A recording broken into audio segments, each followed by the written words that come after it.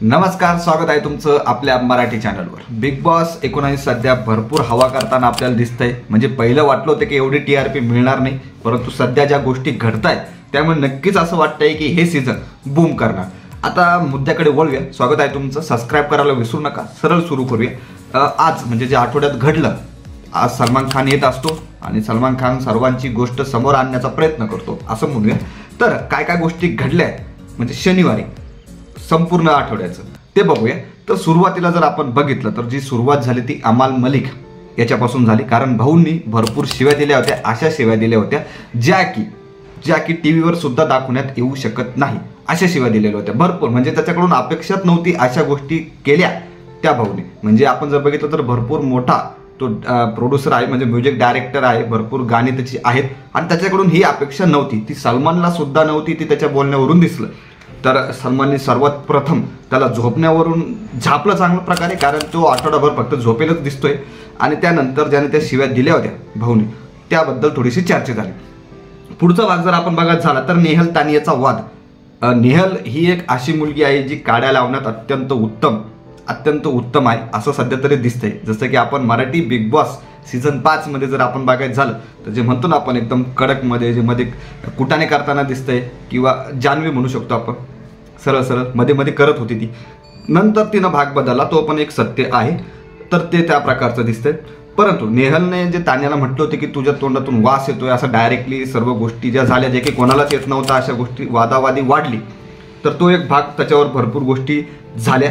त्यानंतर जर आपण बघितलं तर ती गोष्ट आली आता मेन ज्या खऱ्या मॅडम होत्या, फराना ही आहे, म्हणजे निक्की, आपल्या मराठी बिग बॉस मधली निक्की। 100% ही पुढे निक्कीच होणार आहे। तर ही ना ज्या शिव्या दिलेल्या आहेत त्याचं पूर्ण वाचन करण्यात आलं। म्हणजे भिकारी, कुत्ता, दो पैसों का, बवासीर, चे फुटका कचरा, अशा विविध गोष्टी बोलण्यात आल्या, सरळ अशा गोष्टी बोलण्यात आल्या। आणि अवकात असे शब्द सुद्धा वापरण्यात आले, तुझी अवकात नाही, भरपूर गोष्टी झाल्या। आता यामध्ये फरानाचं अत्यंत महत्त्वाचे यामध्ये शिव्या होत्या, जे की हे संपूर्ण एपिसोड तिच्यावरच असं वाटला। आणि जसं आपण बघतो निक्कीवर भरपूर एपिसोड गेलेले आहे टीआरपी वाढवण्यासाठी। निक्की तर इथपर्यंत मराठीमध्ये तर गेली नव्हती, खरं पाहिलं तर एवढं नव्हतं गेलं जेवढी ही फराना जाती आहे सध्या।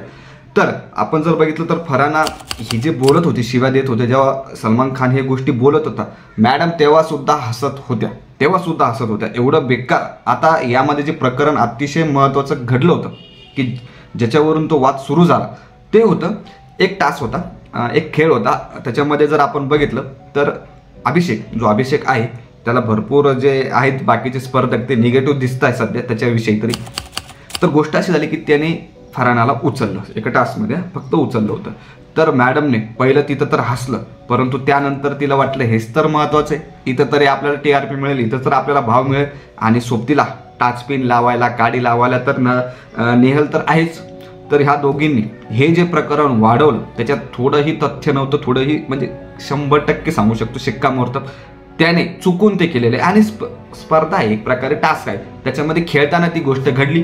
परंतु त्यानंतर जर आपण बघितलं अभिषेकने जवळपास 15 ते 20 वेळेस सॉरी म्हटलं, 15 ते 20 वेळेस सॉरी म्हटलं, तरी सुद्धा त्यांना वाटलं की हा टॉपिक असा आहे की याच्यात आपल्याला सिंपत्ती जे म्हणते ना ते प्रकारे मिळू शकते। तर त्यानं हा प्रकरण वाढवलं। आता त्यानं पायासुद्धा पडलं, अभिषेकनं पायासुद्धा पडलं की सॉरी, जर तुला हे वाईट वाटलं असेल तर सॉरी। परंतु लपणार तर नाही गोष्टी। सलमानने बरोबर ह्या फराना आणि नेहलला झापलं की हे चुकीचं आहे, तो त्या टाईपनी म्हणत नव्हता किंवा त्या दृष्टिकोनातून त्याने त्या गोष्टी केल्या नाही। ती गोष्ट झाल्यानंतर आपण जर बघितलं तर सॉरी म्हणण्याचं जे प्रकरण सुरू झालं, नेहलने तानियाची माफी मागितली, तानियाबद्दल जी काय बोलली त्यानंतर।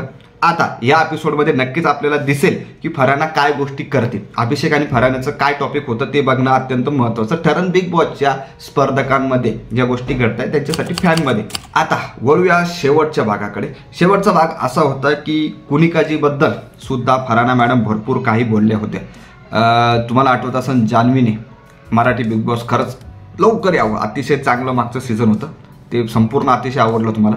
म्हणजे भरपूर टीआरपी तर 4.5ची होती, भरपूर लोकांना आवडलं होतं, गावागावात बिग बॉस गेलं होतं सरळ।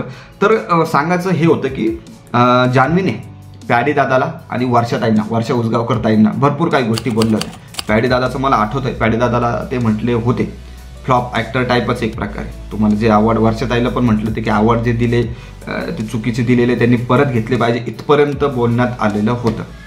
ठीक आहे, नंतर माफी मागितली, संपूर्ण गोष्टी घडल्या, परंतु ते वक्तव्य एवढं घाण या पद्धतीचं होतं.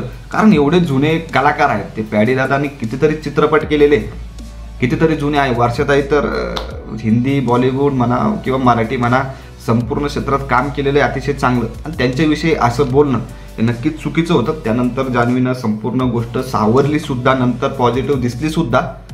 परत इथे जर बघितलं तर फरहाननं सुद्धा त्याच प्रकारे गोष्टी केल्या. तिने सुद्धा कुनिकाजी जुन्या ॲक्टर आहे पहिली गोष्ट, जर ज्यांना माहीत नसेल तर, आणि आता वकील आहेत. आणि जुन्या ॲक्टर जर सांगायचं झालं तर भरपूर चित्रपटात कुनिकाजी आपल्याला दिसलेले आहे, तुम्ही सर्च करून बघू शकता. तर त्यांच्याविषयी भरपूर गोष्टी बोलण्यात आल्या होत्या की तुम्ही फ्लॉप ॲक्टर आहेत, तुम्ही फ्लॉप वकीलसुद्धा आहात, भरपूर गोष्टी. मग गोष्ट झाली की कुनिकाजींचे सुपुत्रसुद्धा तिथं आले.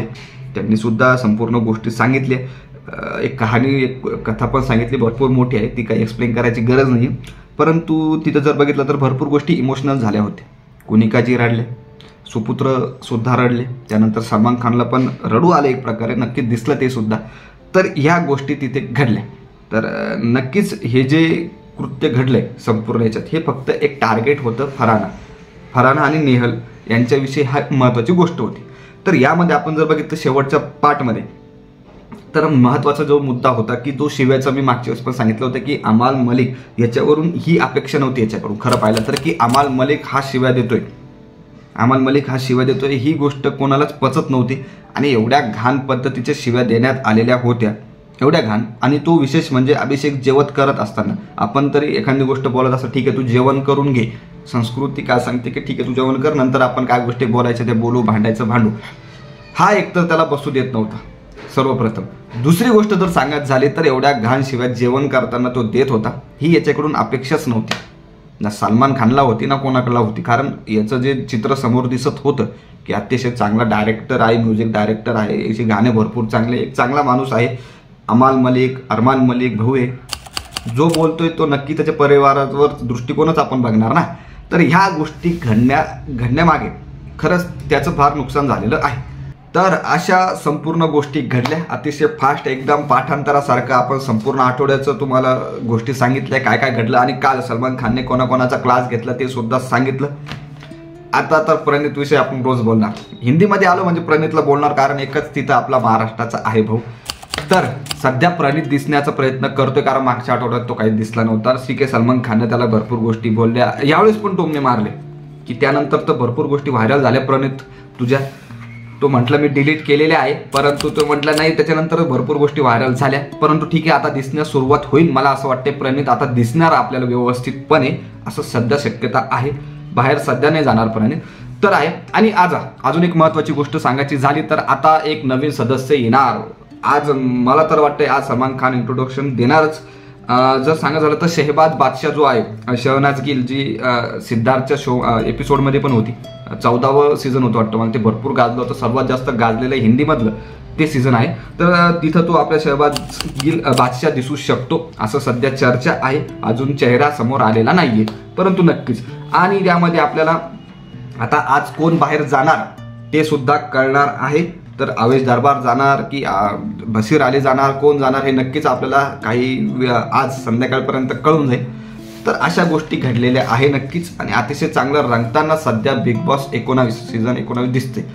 थोडंसं मराठीबद्दल तर बोलायलाच हवं. मराठी बिग बॉस सीझन 6 कधी येणार याविषयी अजून काही प्रॉपर अपडेट आलेलं नाहीये, काहीच आलेलं नाही. कोणी व्हिडिओ बनवला असेल तरी सांगतो तुम्हाला, नाही आलेला अजून. त्याविषयी जर सांगायचं झालं तर फक्त होस्ट रितेश देशमुखच करणार आहे, ही बातमी सध्या शिक्कामोर्तबपर्यंत गेलेली आहे. कारण महेश मांजरेकर सरांनी 1 ते 4 सीझनमध्ये केलेलं आहे. परंतु भाऊचा धक्का आपल्याला मागच्या सीझनमध्ये दिसला, जो की प्रॉपर हिट झाला. 4.5ची रेटिंग जवळपास मिळाली. त्यामुळे पुढचं सीझन भाऊच करणार आहे. परंतु कधी येणार, कोण स्पर्धक असणार, थोडंसं सध्या चर्चा चालू आहे. सूत्रांची माहिती फक्त, बाकी काही नाही. त्यावर व्हिडिओ बनवू आपण. चला, व्हिडिओ आवडला असेल, माहिती आवडली असेल, अतिशय फास्ट आवडली असेल तर लाईक करा, शेअर करा आणि महत्त्वाचं सबस्क्राईब करा. लगेच पुढचा व्हिडिओ टाकतो. धन्यवाद.